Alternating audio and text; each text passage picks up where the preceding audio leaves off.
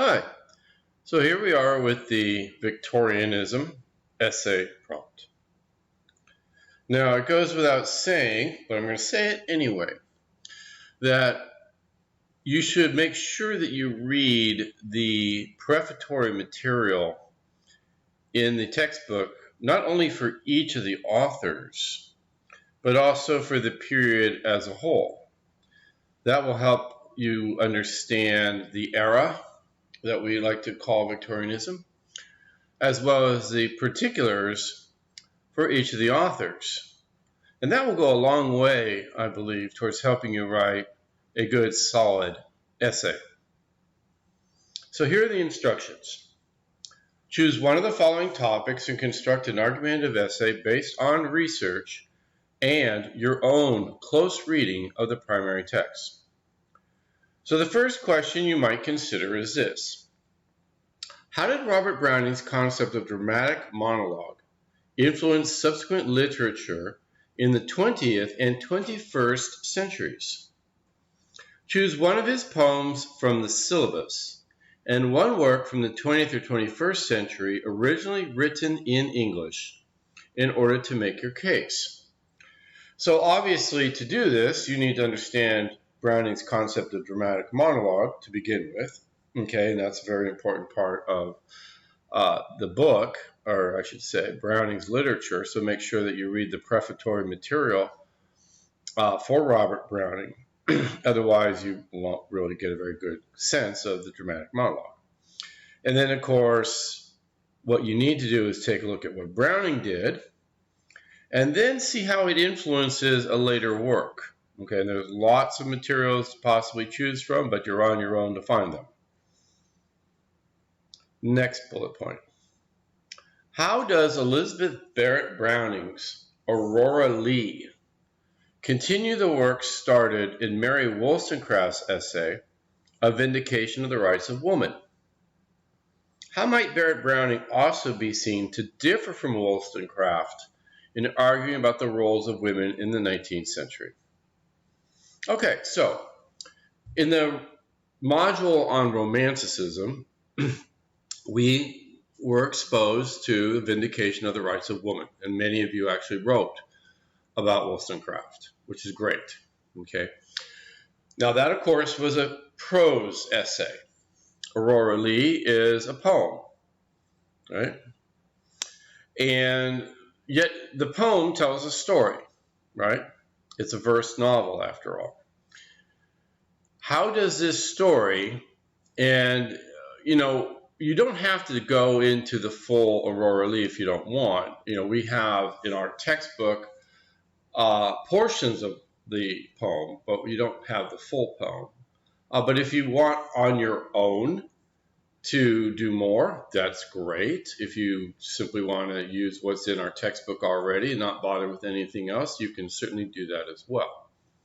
But the focus here is on the role of women, and particularly the role of women as it was seen in the 19th century, right, during the Victorian era in particular, in which Elizabeth Barrett Browning was writing.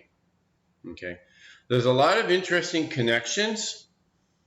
Okay, there's a lot of interesting connections between the very radical Mary Wollstonecraft and the somewhat conventional Elizabeth Barrett Browning.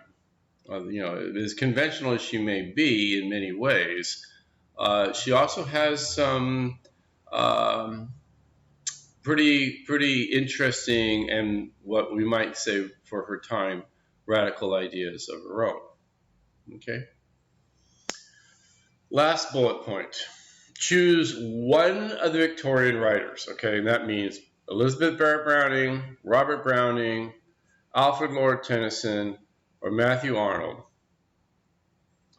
And one of their works from the syllabus, okay, not something else, but one of the ones that are on the syllabus, and write a critique of what that work reveals about a sense of Englishness at the time. A successful essay should first define what that concept means for Victorian England. Okay, so in the middle of the 19th century, what did it mean to be English? What did our writers, shall we say, think of as key qualities or components of being English at that time. Now, the paper is due to be submitted to Canvas by Monday, July 17 at 11:59 p.m. Be sure to follow the out-of-class essay guidelines for matters of form and style. Use correct MLA format as described in the MLA for Literature class handout or the MLA handbook itself, should you, of course, own that. You also have multiple other resources that you can go to, including ones that I have presented to you on the web links module of our class. Be sure to include a word count at the end of your essay. That's always very easy. Remember, you must meet minimum requirements, including word count, sources, and subject matter. No late essays will be accepted without a verifiable medical or legal excuse, right? You've got basically 2 weeks to do this. Now, the minimum requirements are the same as they were for the first essay. It should be at least 1,000 words to approximately 1,400. You can go over that. I'm not going to be too upset. But don't, turn in a 4,000 word essay. That's not what we're looking at, right? Citations from at least 4 different sources. One of the sources must be the primary text. 2 sources at least must be from scholarly works such as peer-reviewed journals, dissertations, or university press books. The 4th source can be a source of your choosing, but it must be a credible analytical source in its own right. Okay, so in other words, it's not anything goes, right? It's got to be good. The textbook only counts as the primary text, although you may certainly use editorial materials in your essay. And for some of these works, for instance, like the second question, you really have 2 primary texts, right? Aurora and Vindication. Yeah, that's fine, but now you're going to have to still have at least 2 additional scholarly sources and an additional source beyond that, okay? And you may always have more, right? There's no restriction on you in this sense, okay? But just make sure that when you do use sources that they are good quality sources, not just some random website that you pulled up on Google. MLA format in presentation and documentation, including correct works cited. Oh, by the way, never ever use Wikipedia in my class. I'm just going to say that. It used to be such a given that students didn't need to be told not to do that, but I guess things have sort of slid in recent years.